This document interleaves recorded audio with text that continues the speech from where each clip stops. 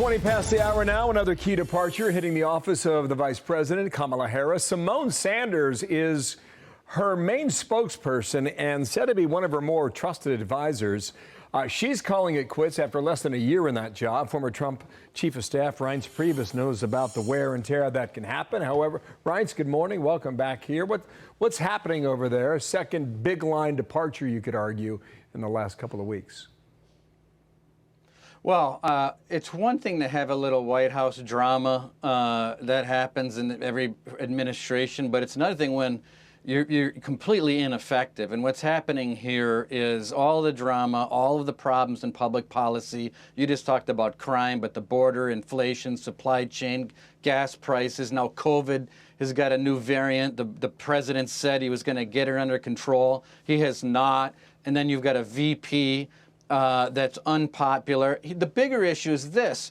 These two people, the president and vice president, are completely unusable on the campaign trail. We talked about this a couple months ago before the Virginia race. The problem is it's one thing to be at 38% approval, or in Harris's case, 28% approval. The problem is, and what Obama and Trump didn't have, was that they were not completely unpopular within the party. Trump had always 95% approval. People would run through a wall for Trump. And the same was true for Barack Obama. So even though the numbers went up and down, the core support was very strong. Last thing is this. Look, when there's drama in the White House, and in this case it's a meltdown, the first people in are going to have a hard time because, take it from me, I know what it's like, because the first people in, and Dana understands this too, you know, the first thing you do is you tell people that think they're working in the White House that, well, only about 20 people work in the West Wing. You're going to be across the street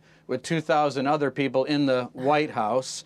The second thing you tell people is, well, you're not going to be an assistant to the president. You're going to be a special assistant to the president, which for the viewers is a couple rungs down. Oh, and by the way, you're not allowed in the Oval Office. You got to talk to this person you've never met before you walk in. Plus, you have an implosion. Everyone's shooting everybody. And in this case, unlike the past administrations, they're not delivering any policies to their base. So communicators are the first ones out. Dana knows that. If you're on the comm staff and your numbers are in the tank, hey, the comm staff's not doing a good job. They're not telling your story. You know, no mention of the fact that Kamala Harris is giving completely bizarre interviews all over the place and has got a total mess many on her Republicans hands have argued that she's been hiding on a lot of these topics. And Symone's a pretty good communicator. Absolutely. But I haven't seen an interview with Symone in some time. I don't know if you have for some time. Yeah. White House put out a statement quickly.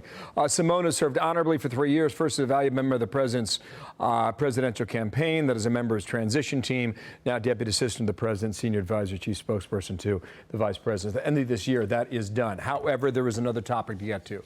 I don't know what the fate is for Chris Cuomo. I don't know what CNN decides, but he was on his radio program yesterday and talked about it briefly, his suspension. Watch, listen. It hurts to even say it. It's embarrassing. I've apologized in the past. I mean it. So I'm not going to talk about this anymore. So, all right, he said that on his TV program, too. Apparently wasn't being totally upfront with his bosses when they asked him about what kind of contact or what sort of help did he give to his brother when he was governor. Gail Collins, here's her headline editorial from New York Times today. Chris Cuomo has a funny idea about what doing his job means. How much have you thought about this? Does he have a future there? Well, I mean, given Jeff Toobin's future, I guess there's always an opportunity for people to come back. But like Jeff Toobin, obviously, Cuomo has his hands full. Look, what Cuomo said was that it was a mistake to advise his brother. But he didn't just advise his brother.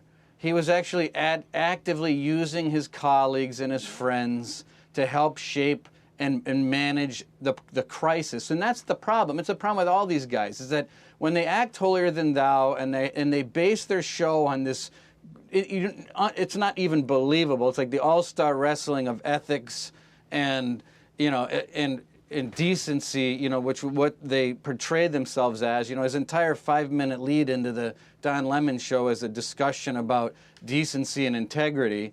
and then he lied to his employer and he lied to his viewers. I mean, that's the problem. But the media is so hypocritical on that side of the aisle because they love destroying people over any discretion whatsoever. And I've never been a person that loves to pounce on people when they make a mistake. I don't do it. I don't like it because we all do things in life, whether it's one bad thing or maybe a lesser bad thing, but we all have issues.